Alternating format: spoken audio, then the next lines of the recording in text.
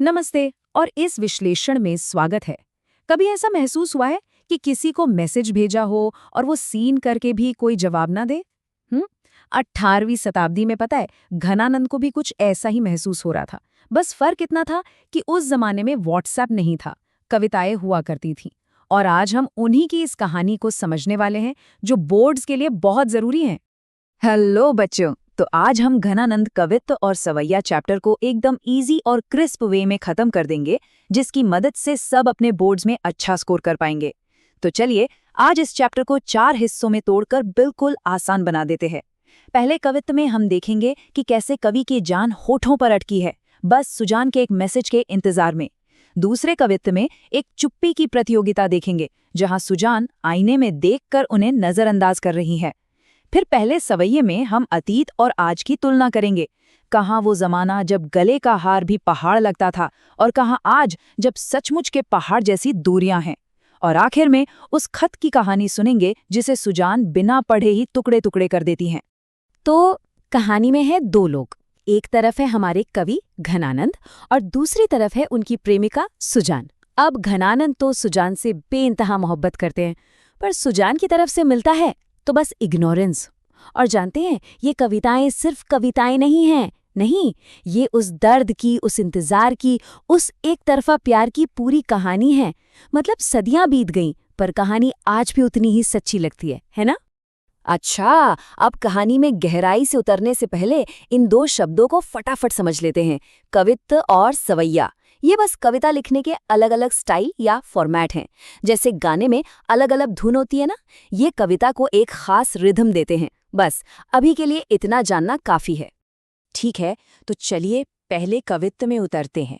यहाँ घनानंद की जो हालत है ना, वो चरम निराशा वाली है।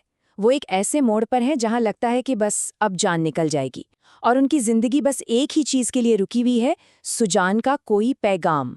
जरा इस इमेज को सोचकर देखिए।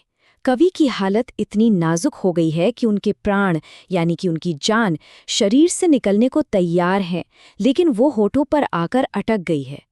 पता है क्यों? क्योंकि वो सुजान की कोई खबर सुने बिना इस दुनिया से जाना ही नहीं चाहती। और यही लाइन इस पूरी कविता का दिल है, इसकी जान है। कवि कहते हैं कि मेरी आत्मा भी ये शरीर तभी छोड़ेगी जब उसे ये यकीन हो जाएगा कि सुजान तक मेरे प्यार की खबर पहुंच गई है।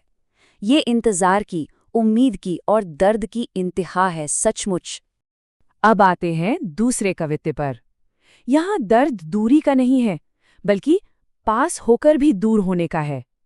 ये उस तकलीफ के बारे में है जब कोई आपके ठीक सामने हो, पर आपको ऐसे नजरअंदाज करे जैसे आप वहां हैं ही नहीं।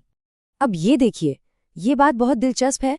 सुजान कवि से बात करने के बजाय अपने अंगूठे में पहनी एक छोटी सी शीशे वाली अंगूठी, जिसे आरसी कहते हैं, उसमें अपनी ही परछाई देख रही हैं।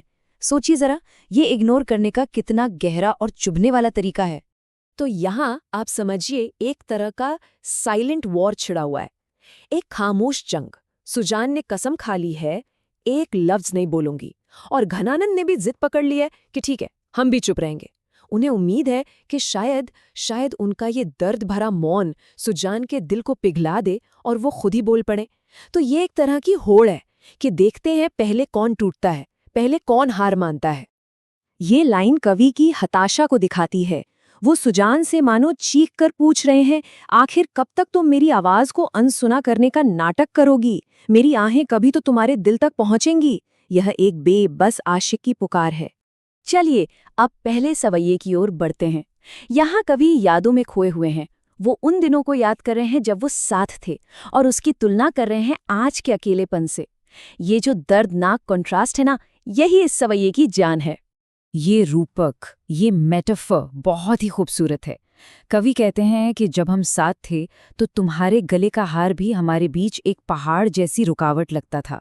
मतलब जरा सी दूरी भी बर्दाश्त नहीं होती थी। और आज देखो, हमारे बीच सचमुच के पहाड़ और मीलों की दूरियां आ गई हैं। ये दिखाता है कि प्यार में नज़दीकी का एहसास कैसा होता है और असल दूरी कितनी तकलीफ देती है। और अब हम इस दिल टूटने की कहानी के क्लाइमैक्स पर पहुंच गए हैं। अपनी सारी उम्मीदें हारकर कवि अपने प्यार का इजहार करने की एक आखिरी कोशिश करते हैं। वो सुजान के लिए एक खत लिखते हैं। ये कोई मामूली खत नहीं था। घनानंद ने इसमें अपना पूरा दिल उंडेल दिया था। इसमें कोई शिकायत नहीं थी, कोई उलाहना नहीं, सिर्फ और सिर्फ सुजान की तारीफ थी, उसकी सुंदरता के, उसके अच्छे मन की। ये एक तरह की पूजा थी जो शब्दों में की गई थी। और फिर आता है कहानी का सबसे दिल तोड़ने वाला पल।